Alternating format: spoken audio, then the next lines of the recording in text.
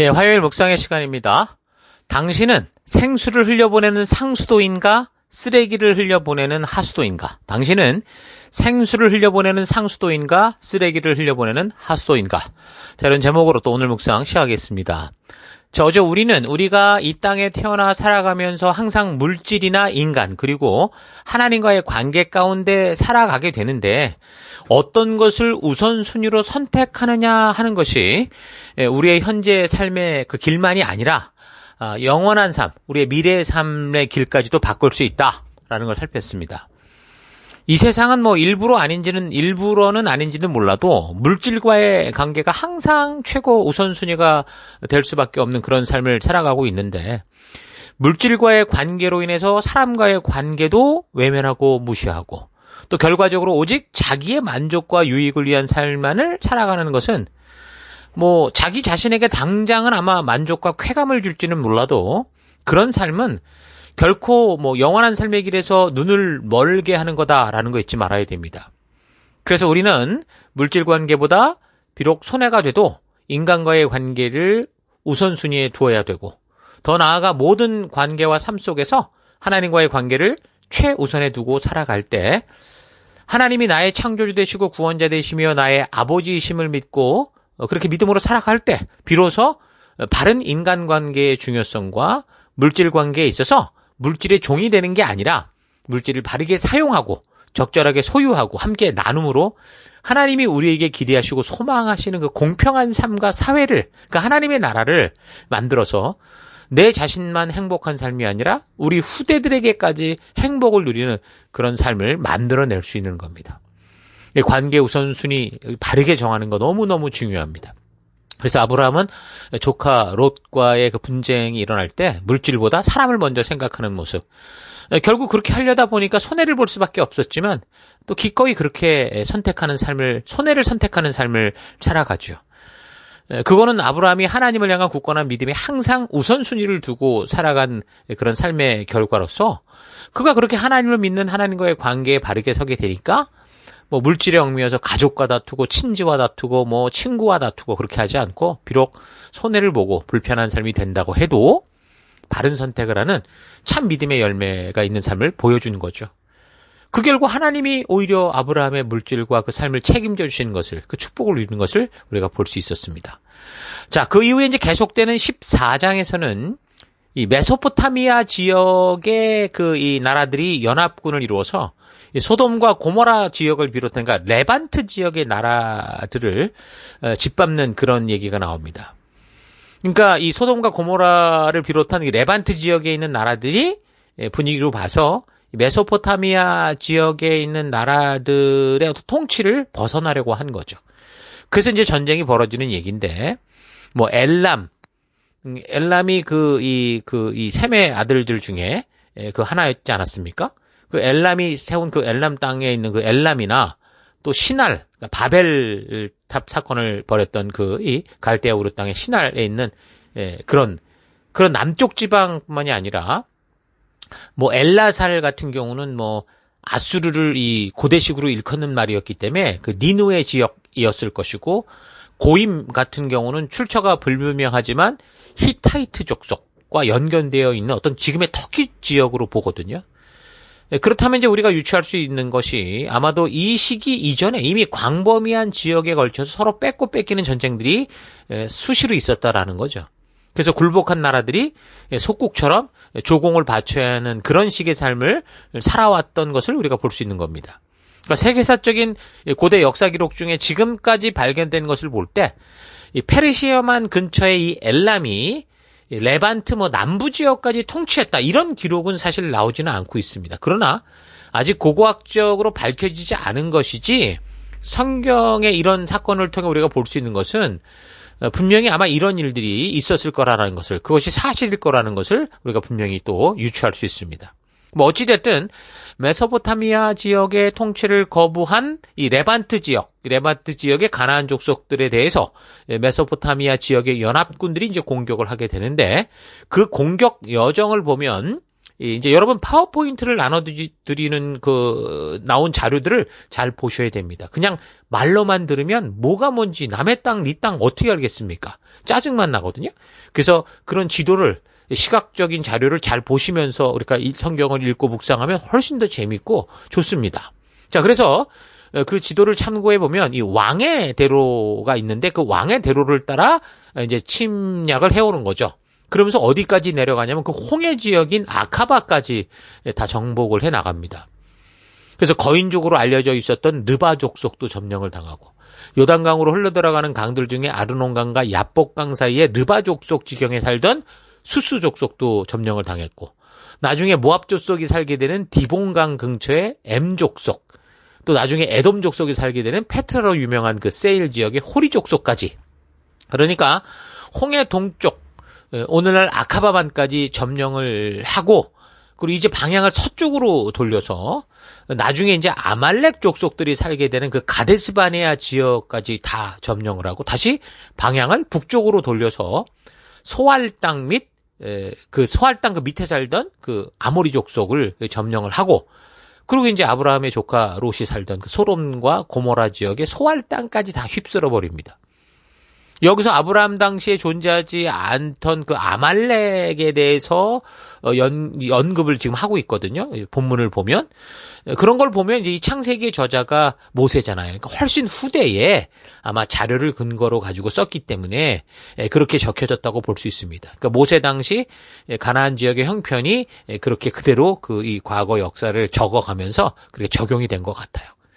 어쨌든 이집트에서 처음에 그 아내를 누이라고 속였다가 어려운 일을 당했지만 결과적으로는 하나님의 도우심으로 많은 재산을 가지고 다시 가나안 땅으로 올라온 후에 이제 롯의 목자들과 아브라함의 목자들이 이 재산 때문에 다툼이 일어났다고 그랬잖아요. 그때 이제 연장자였던 큰아버지 아브라함이 내 걸로 먼저 챙기겠다가 아니라 조카에게 먼저 호의를 베풀어서 조카 롯에게 먼저 가고 싶은 땅을 향해 가라. 그렇게 말을 하죠. 그래서 조카 롯이 그때 택한 땅이 어디예요? 소돔과 고모라. 눈에 보기에 그냥 에덴 동산같이 좋았던 그 땅을 택해서 거기서 살고 있었는데 바로 이런 전쟁의 소용돌이에 휩쓸린 겁니다. 그래서 메소포타미아 연합군이 밀려 들어와서 아브라함의 조카 롯까지 다 잡아가 버린 거죠. 그러니까 항상 살기 좋고 풍요로운 곳에는 그 사람들이 몰리기 마련입니다. 지금도 그렇듯이 자신들에게 유리한 지역을 억지로 점령하고 막 조공받고 자기들에게 유리한 삶을 살아가려고 하는 게 세상이 돌아가는 원리죠. 지금 러시아 같은 경우 그런 자기들의 어떤 무기를 힘입어서 그냥 막 그냥 다 뺐잖아요. 그냥 그런 식으로. 지금도 뭐 그것만이 아니라 뭐 여기 장사를 하거나 이럴 때 쉽게 말해서 블루오션이라고 하는 곳에 그 수많은 사람들이 몰려 들어가는 거 보십시오. 순식간에 블루오션이 레드오션으로 바뀌어서 결국에는 약육강식의 세상이 되고 마는 걸 우리가 보죠. 그렇게 볼 때 아브라함의 조카 롯이 그 시대의 흐름을 알고 이 풍요한 땅 소돔과 고모라를 그가 좋아서 찾았는지 모르지만 결국 그곳에는 그런 부유함으로 말미암아 사람들이 욕심과 욕정대로 살아가는 음란의 문화가 판을 치는 그런 곳이 되었죠.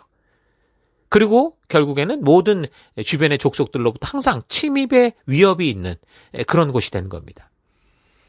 그때 이제 아브라함 같은 경우는 헤브론 지역으로 그때 갔다고 그랬죠. 그때 헤브론 지역에서 살고 있었는데 그 전쟁에서 이제 도망친 사람이 히브리 사람이 아브라함에게 가서 이런 사실을 알리는 겁니다. 뭐 그때는 뭐 지금처럼 무슨 통신 체계가 있는 것도 아니니까 다른 지역에서 뭐가 벌어지면 무슨 일인지 알지도 못하죠. 그래서 이제 아브라함이 그 소식을 듣고 자기 집에서 이제 기르던 그 사병들, 자기 족속의 어떤 군대들이죠. 318명을 데리고 롯을 구출하러 가게 됩니다. 그러니까 여기를 봐도 아브라함이 아마 하란을 떠날 때나 이집트를 내려갈 때나 뭐 자기 가족만 달랑 그렇게 다닌 게 아니라 그와 함께하는 부족, 그러니까 종족이라고 할 수 있는 큰 규모의 사람들이 함께 아브라함과 움직였던 것을 알 수 있습니다. 아마도 아브라함과 함께하는 사람들이 대부분 다 가정을 다 같이 이루고 있었겠죠. 그래서 그 가정에서 태어난 남자들 같은 경우는 다 그 이 족속의 군대가 되고 그 군사가 되고 같이 이 나라를 지켜가는 그런 일원이 됐을 겁니다. 그래서 그런 병사들이 318명이었는데 그 318명을 데리고 추격을 했죠. 아마도 그 전쟁으로 보면 롯이 잡혀간 지 꽤 시간이 흘렀을 수 있을 건데 아무튼 사회에서 그 갈릴리 호수 북쪽까지 거기 이제 단이라는 지역인데 거기까지 한 230km 정도가 되는데 그러니까 포로들을 다 끌고 걸어서 올라가려고 했으면 만만치 않은 시간이 걸렸을 텐데 아브라함이 거기까지 쫓아가거든요. 단까지 쫓아가서 만났으니까 아무튼 뭐 아브라함은 그 연합군을 쫓아 올라가서 결국 그들과 싸우고 그래서 결국 조카 롯을 비롯한 그 소돔과 고모라 지역에서 아무튼 그 지역에서 잡혀갔던 사람들까지 다 되찾아서 이제 데리고 오게 됩니다. 그러니까 이것도 잘 보면 어떤 거예요? 아브라함이 인간관계를 소중히 여기는 그런 모습인 걸 볼 수 있죠. 여러분 메소포타미아 지역의 연합군이다라고 하면 그 규모가 만만치 않았을 겁니다. 그렇게 되면 오히려 괜히 막 300명밖에 되지 않는 군대를 가지고 쫓아 올라갔다가 몰살당할 수도 있었을 거 아닙니까? 그런데 어떻게 한 거예요? 그는 조카로 사람을 살리기 위해서 그런 위험을 무릅쓰고 조카 롯과 잡힌 사람들을 구출하기 위해 그러니까 목숨을 던진 인간관계를 바르게 세우기 위한 그런 그 정말 희생을 한 거죠. 그래서 그 결과 어쨌든 다행히 아브라함이 다치는 게 아니라 조카 롯과 다른 사람들을 구출해낼 수 있게 그쪽 군대를 다 물리친 거였어요.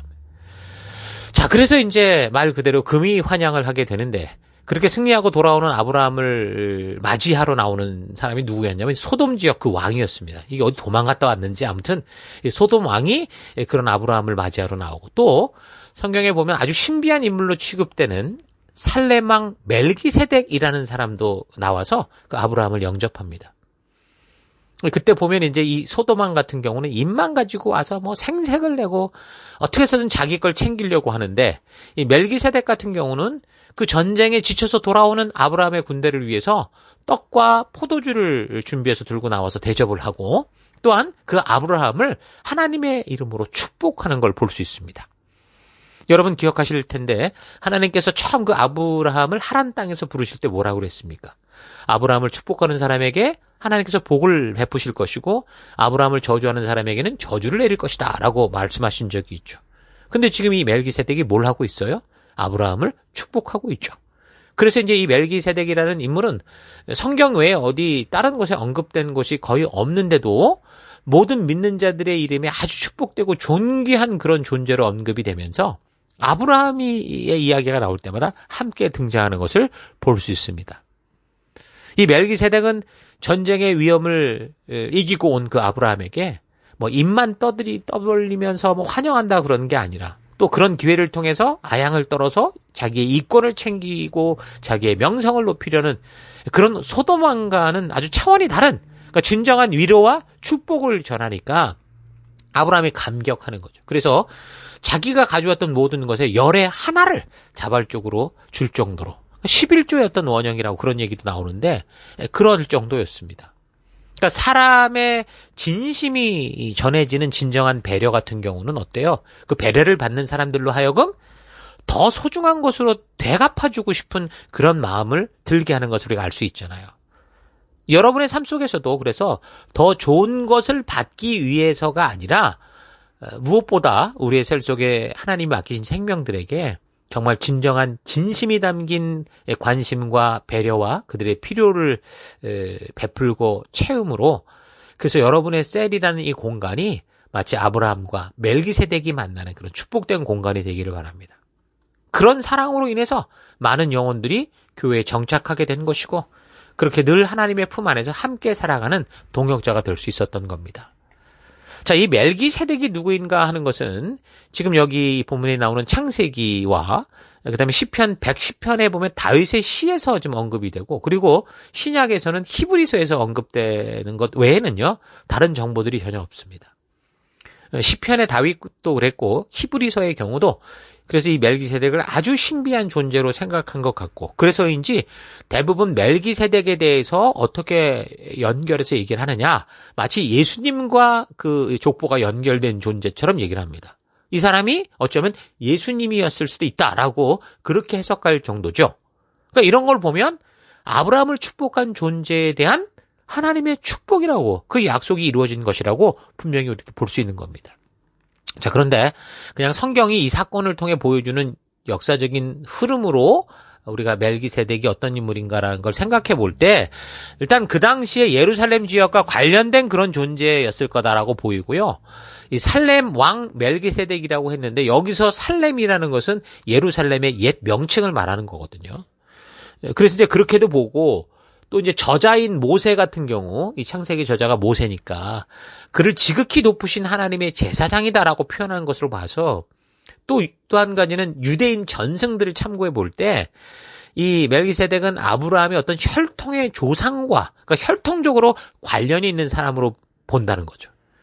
그래서 같은 하나님을 섬기고 하나님과 동행하던 하나님의 말씀의 가치를 따라 살아갔던 그 시대에 함께 살던 그런 사람이었다라고 보는 게 무난한 해석이라고 생각됩니다. 아브라함이 그때 나이가 어쨌든 80세, 85세 정도 되지 않았겠습니까? 근데 아브라함과 관련된 족보를 살펴보면 어때요? 노아의 아들이 셈이고 셈의 아들이 아르박사시고 아르박사의 아들이 셀라고 또 셀라의 아들이 에벨인데 이 사람들은요. 족보를 보면 아브라함보다 더 오래 살았어요. 아브라함이 먼저 죽었어요. 이미 언급했던 대로 에벨 같은 사람은 니므롯이 그 바벨탑 사건을 벌일 때 반대했던 존재라고 그랬죠. 그래서 고고학적 발굴을 통해 볼 때 바로 이 에벨을 통해 에블라 문명이 일어났을 거다. 에블라 지역에 그런 어떤 이 시작을 일으킨 사람이라고 했고요. 그러니까 이런 사람들이 그 시대까지 생존을 했으니까 아브라함이 살아있을 땐 당연히 살아있었을 거 아닙니까? 그럼 어떤 삶을 살았을까요? 그들은 분명히 하나님의 그런 특히 셈의 아들, 노아의 아들 셈 같은 경우는 같이 홍수를 겪었던 사람이니까 아마도 하나님의 구별된 백성으로서의 그런 삶을 살았을 것이고 또 그들이 한 역할이 뭐겠어요? 쉽게 말하면 열방의 제사장 같은 오늘날로 말하면 증인, 이 증인의 그런 삶, 그런 역할을 하고 있지 않았을까? 우리가 충분히 생각해 볼 수 있는 거죠. 그러니까 여기 멜기세덱이라는 그 신분을 알 수 없는 신비로운 존재에 대해서 그래서 유대인 전승에서는 뭐라고까지 얘기하냐면 그 멜기세덱은 노아의 아들 셈이었다 그렇게 얘기를 합니다. 그때까지 살아 있었으니까 그 홍수 심판을 직접 경험한 셈이었을 수 있다라고 이렇게 보는 거죠. 워낙 멜기세덱의 출처가 밝혀져 있지 않아서 히브리서에서는 예수님이 성취하신 그 하나님의 대제사장의 역할을 규명할 때 일반적인 대제사장은 어떤 혈통이냐? 아론의 집안, 레위 지파에서 나왔었는데 예수님은 레위 지파가 아니거든요. 유다 지파이면서 메시아로 오셨기 때문에 그래서 이제 예수님의 이 대제사장으로서의 권위가 바로 이 멜기세덱의 계열이 있는 존재다. 그런 식으로 이야기도 합니다. 그러나 성경이 말해주는 근거가 별로 없는데 너무 과잉되게 해석을 하는 어떤 다른 것보다 그냥 우리가 본문을 충실하게 그냥 이해해가면서 해석해 볼 때 이 멜기세덱의 이야기를 통해서는 지금 뭘 말씀하려고 합니까? 바로 믿음의 삶이 어떤 것인지를 보여준다라고 생각을 합니다. 그러니까 믿음의 삶이란 자기가 살아가는 사회가 겪는 이 어려움들을 모른 척하는 삶이 아니라는 거예요. 아브라함처럼 기꺼이 자기를 희생해서라도 실질적으로 지역사회를 돕고 섬기는 삶을 살아가는 것. 그게 믿음의 삶이다라는 겁니다. 그래서 우리가 살아가는 삶 속에서 물질과 자신의 이익이 아니라 인간관계가 먼저라는 것을 알 수 있는 거예요. 그러니까 믿음의 삶이란 사람들과의 관계를, 함께 살아가는 사람들과의 관계를 소중히 여기는 거예요. 우리가 믿음의 삶을 살아갈 때 우리 살아가는 이 지역사회 속에 우리가 한 교회요? 믿음의 사람으로서 우리 지역사회에 있는 사람들과 어떻게 관계를 소중히 여기며 살아가야 된다 그 말입니다. 여러분 그렇다고 하나님이 주신 말씀의 가치를 벗어나서 막 살아가는데 그거 괜찮아 오락 그렇게 하라는 게 아니라 말씀의 가치에 따라 살아가는 하나님과의 관계에서 문제가 없는 상황 속에서 모든 사람들과 바른 관계를 맺는 건 이거 어떤 다른 것보다 우선순위가 돼야 되고 소중하다라는 것을 잊지 말아야 됩니다. 그래서 주일에는 교회를 나오고 주중에는 세상으로 놀러가서 그냥 세상화되는 그런 삶을 사는 게 아니라 주일의 예배를 통해 어떻게 해요? 하나님의 임재하신 가운데 모이고 그래서 하나님의 통치를 인정하고 그래서 그곳에서 내가 하나님의 빛과 소금된 존재를 인정하고 고백을 하는 그런 삶을 예배자가 됐다면 이제 주중에는 어떻게 해요? 각자 번뇌를 받은 각자의 삶의 터 어두운 세상 속에서 그리스도의 빛을 밝히며 영원한 지옥으로 가는 생명들을 구하러 가는 그들로 나아갈 바를 알게 하는 그런 삶을 살아가는 것이 참된 성도의 삶이다라는 겁니다. 그래서 여러분들이 세상 속에서 세상과 같이 즐기고 놀고 먹고 마시는 그런 삶을 살아서는 안 되고 구별된 삶, 하나님의 말씀의 가치를 따라가는 그런 삶을 살아가야 되는 거예요. 그러니까 성도는 그렇게 어두운 세상 속에 그 위기의 세상 속에 하나님께서 구조대원으로서 우리를 보내신 것이기 때문에 그 구조의 방법은 하나님의 말씀의 가치를 따라 살아가는 것이 돼야 된다라는 거죠. 그래서 성도는 하나님의 이런 사명과 보호를 받고 살아가며 소도망처럼 뻔뻔스럽게 자기의 명예와 실속만을 챙기려고 하는 그런 삶이 아니라 멜기세덱처럼 수고하고 애쓰던 그런 이들을 위해 진정으로 축복하고 자기의 있는 것을 나누어 줄 수 있는 이웃을 돌보는 삶을 살아가는 게 사명이고 성도의 존재의 이유다라는 겁니다. 그런 것에 대한 실제적인 실천이 어디에서요? 바로 셀 안에서 우리에게 맡겨진 생명들을 섬김을 통해 이루어지는 거예요. 그저 교회에 가면 만나는 그 사람이 아니라 바로 하나님이 우리에게 맡겨주신 귀중한 영혼이다라는 거 잊지 마시고 말씀으로 바르게 먹이고 또 저들의 삶의 수고 속에 따뜻한 격려와 또 함께 동행하는 그런 삶, 동행자가 되어주는 그런 멜기세덱과 같은 그런 역할을 하며 살아가는 그런 우리 셀들이 돼야 되는 거죠. 또 한 가지 같은 얘기인데 멜기세덱의 이야기를 통해 좀 기억하기 원하는 것은 여러분이 어떤 존재냐? 바로 아브라함과 같은 존재다라는 겁니다. 아브라함이 누구냐? 그 믿음으로 살아가는 사람들, 성도를 대표하는 존재라고 보면 아브라함이 하나님께 받은 약속은 우리에게도 유효하다라는 겁니다. 그러니까 하나님은 아브라함을 축복하는 자를 축복하신다고 하셨으니까 그래서 아브라함이 하나님을 믿는 자요 하나님의 말씀에 반응하고 순종하는 오늘날 성도라고 한다면 오늘날 그 아브라함의 믿음을 똑같이 닮아 살아가는 우리들도 아브라함과 같은 축복을 받는 존재다라는 사실을 분명하게 말해주죠. 우리를 축복하는 자들을 하나님이 축복하실 거예요. 우리를 저주하는 자들을 하나님이 저주하실 겁니다. 그래서 우리가 서로 하나님을 믿고 그 말씀을 따라 살아가는 아브라함과 같은 우리 교회의 지체들을 우리도 어떻게 돼요? 축복하는 자가 돼야 되는 거예요. 그럼 우리가 축복할 때 그 축복이 함께 넘치고 우리에게도 넘쳐오는 그런 축복을 받겠죠. 그 반대로 하나님 함께 주 안에서 하나 된 한 교회의 아브라함과 같은 믿음의 형제 자매를 미워하고 그들에게 저주하고 그들에게 좋지 않은 말을 하고 뒷말을 한다면 어떻게 되는 거예요? 모든 말들이 다시 거꾸로 저주가 되어서 그 말한 사람에게 쏟아지는 거죠. 근데 이것이 성경에서 말씀하는 하나님의 법칙이다라는 거 잊지 마시고 여러분의 삶의 현장에서 저주가 흐르는 마치 하수구 같은 그런 통로가 아니라 어떤 어려움과 위기 속에서도 하나님의 축복을 흐르게 하는 그 생수가 흐르는 상수도 같은 축복의 통로로서 서로의 축복의 말들을 좀 많이 하며 정말 서로 축복을 나누는 그런 우리가 될 수 있기를 주의 이름으로 축원합니다. 자, 오늘 하루 나는 멜기세덱처럼 진실한 마음으로 상대를 배려하는 그런 삶을 살고 있는지 아니면 모든 관계에서 이 소도망처럼 자기의 이익과 명성을 위해 의도된 말과 행동을 하는 그런 삶을 살고 있지는 않은지 좀 잘 되돌아봤으면 좋겠습니다. 하나님의 뜻대로 살아가는 삶이 되기 위해서는 희생이라는 것을 빼놓을 수가 없습니다. 하나님이 꿈꾸신 창조의 사람들이 살아가는 삶에는 서로가 가진 것으로 기꺼이 나누고 희생하며 섬겨야만 함께 행복할 수 있는 공평함이 있는 거예요. 여러분 한 가정을 보십시오. 부모님들의 그 무한한 희생과 사랑, 아끼지 않고 다 내어주시는 그 나눔과 배려로 비로소 건강한 인격을 가지고 하나님을 닮은 소중한 생명들이 나오는 거예요. 그 세대들이 이어져 가는 거예요. 교회도 똑같습니다. 교회는 하나님의 가족이기 때문에 그 가족에는 분명히 육신의 부모님과 같은 영적인 리더들, 영적인 부모들이 반드시 존재해야 돼요. 누가 리더가 되느냐? 바로 하나님의 마음을 알고 말씀 안에서 자라간 그 누구라도 영적인 부모들이 돼야 되는 거죠. 그래서 이런 하나님의 마음을 알고 그래서 그 하나님의 진심을 따라 영적인 부모가 되는 성장의 길에 서고자 하는 이들이 바로 아브라함과 같은 존재고 하나님으로 하여금 결국은 꿈꾸게 하고 하나님의 뜻을 이루는 하나님의 도구가 되는 존재가 되는 겁니다.